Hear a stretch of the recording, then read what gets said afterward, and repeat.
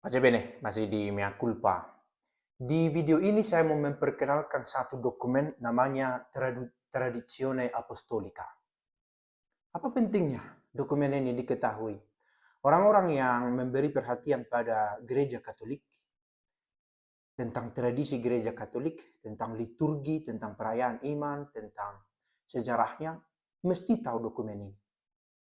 Artinya itu sudah melangkah ke level selanjutnya. Kita tidak sedang lagi berhenti terlalu sibuk dengan apakah teologi kita sudah diterima oleh orang lain atau tidak. Karena seringkali diskusi keagamaan berhenti di sana sampai kita lupa untuk duk in altum. Pergilah ke yang dalam. Nah, misi dari video ini secara khusus adalah memperkenalkan Tradizione Apostolica sebagai sebuah dokumen yang penting dalam gereja Katolik yang memengaruhi bukan hanya liturgi tetapi juga konsep membentuk gereja itu sendiri sebagai sebuah institusi. Nah, video ini juga bukan terutama mau mengulas isinya secara lebih detail karena terlalu sederhana video ini untuk bisa mengulas itu dengan baik, tapi hanya untuk menganimasi, menyemangati para penonton ini yang mudah-mudahan terpancing untuk mencari lagi mengapa dokumen Tradizione Apostolica ini penting dan apa isinya. Saya mau katakan ini, banyak orang yang mengkhianati sejarah, yang menyebut diri Kristen, tetapi tidak mau lagi belajar pada catatan-catatan ekstra kanonika. Apa maksudnya catatan ekstra kanonika? Catatan-catatan yang ditulis oleh para bapak-bapak gereja yang tidak dikanon dalam kitab suci, maka dia ekstra kanon, di luar dari yang dikanon itu, tetapi amat berpengaruh pada kebiasaan gereja. Misalnya membaptis. Bagaimana cara kita membaptis sekarang? Dari mana kita mempelajari itu? Dari dokumen-dokumen yang tidak selalu hanya dari kitab suci. Kalau ada yang berkata, oh Katolik itu tidak sesuai dengan kitab suci, kita bisa apa ya? Defend apa? Tidak benar, itu sesuai dengan kitab suci. Tapi kalau dikatakan ada unsur-unsur yang gereja Katolik ini ikuti, tidak tercatat dalam kitab suci, tapi mereka praktekkan, itu benar. Tapi bukan berarti karena tidak tercatat dalam kitab suci secara literally, bukan berarti menyimpang dari kitab suci. Nah, ide-ide mendasar ini harus diakui bukan hanya oleh orang lain, tetapi orang Katolik sendiri juga. Sehingga kita tidak terburu-buru menjadi defensif ketika orang berkata, oh gereja Katolik ini banyak dipengaruhi oleh tradisi Romawi. Benar, banyak dipengaruhi. Justinus berkata bahwa yang di luar kebiasaan orang-orang Kristen, tetapi bila sesuai dengan keinginan Kristus, itu juga bisa menjadi sesuatu yang bisa kita terima. Oke, Tradizione Apostolica diduga ditulis sekitar akhir abad kedua atau awal abad ketiga.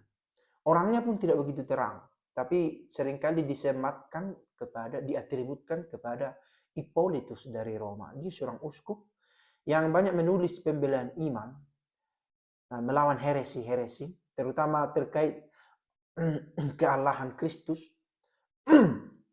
Sampai dia dulu pernah menulis satu tulisan berjudul Refutation all Heresies, menolak heresi. Dan dia membuat perdebatan dan dia juga terlibat dalam membuat konsep tentang prototipe dari Trinitas, Allah Tritunggal.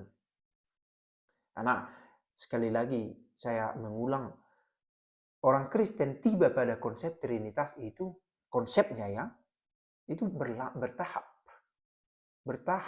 Meski ide utamanya ada dalam kitab suci, tetapi dirumuskan kemudian itu bertahap. Ada orang-orang yang terlibat di sana, ada Justinus Martir, ada Hippolytus, ada Tertullianus,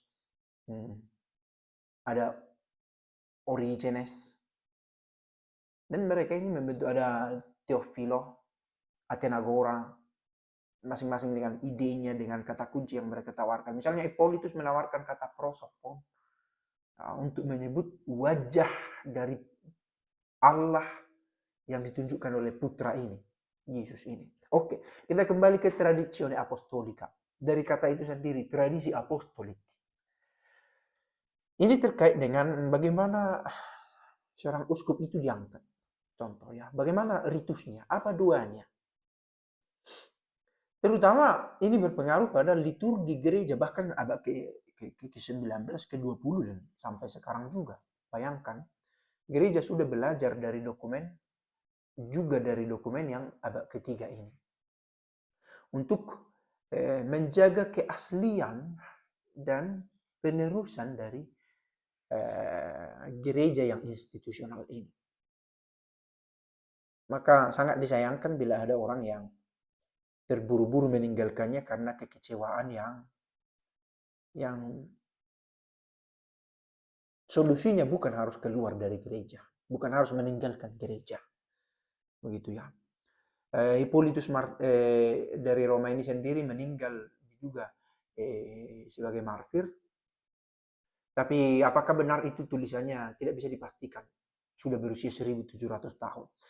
Tetapi yang terutama tradizione apostolika ini menawarkan liturgi yang baik pada waktu itu, yang kemudian juga berpengaruh pada liturgi masa kini terkait tabisan uskup, tadi sudah saya katakan, tabisan presbiter, imam, tabisan diakon juga berpengaruh.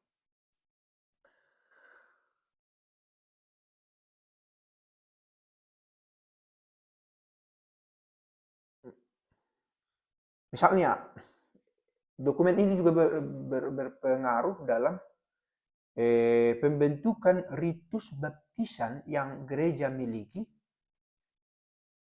yang diperluas dengan penambahan instruksi tentang penahbisan. Nah, dan dengan materi lain tentang dua-dua yang dipakai, instruksi yang berkaitan dengan bagaimana perayaan itu dilangsungkan, dan kemudian digunakan dalam komunitas-komunitas Kristen pada waktu itu, dan dijelaskan juga di dokumen itu. Saya pikir ini perkenalan saja yang saya buat tentang ada dokumen bernama Tradizione Apostolica.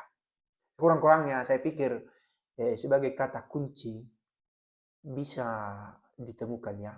Oh, ternyata liturgi gereja yang ada sekarang ini tidak mentah-mentah itu langsung dari kitab suci. Tentu. Tetapi bagaimana itu dibentuk? Nah, ini salah satunya yang saya katakan ini. Dokumen Tradizione Apostolica ini. Tata tertib gereja, itu juga dikatakan. Tujuan karya ini adalah untuk mendukung tradisi sebagai respon terhadap apa yang penulis lihat atas orang-orang yang pada waktu itu ikut memimpin gereja tapi sudah tidak tahu, sudah mulai hilang arah. Nah, ini juga ide menarik ya. Maka tak heran kekristenan masa kini, bayangkan abad keempat, abad ketiga juga orang sudah bingung tentang gereja itu bagaimana. Karena ya, itu sudah 300 tahun loh, 200 tahun setelah Yesus. Maka jangan heran bahwa sekarang ini banyak kebingungan di antara kekristenan juga. Kita bicara tentang kekristenan, agama lain juga begitu. Sehingga banyak aliran-aliran, banyak keyakinan-keyakinan yang dibentuk berdasarkan situasi setempat. Tapi dokumen ini membantu kita untuk kembali ke awal dan membuat deskripsi aturan tentang misalnya pemilihan penahbisan uskup dan tokoh-tokoh lain di dalam gereja. Nah, oke. Tentang kedalaman dari teks itu, mudah-mudahan ada kesempatan lain kita miliki atau diharapkan ada animo dari penonton, teman-teman yang menonton ini untuk mendalami sendiri teks ini. Bisa di search, ditemukan di internet. Ya.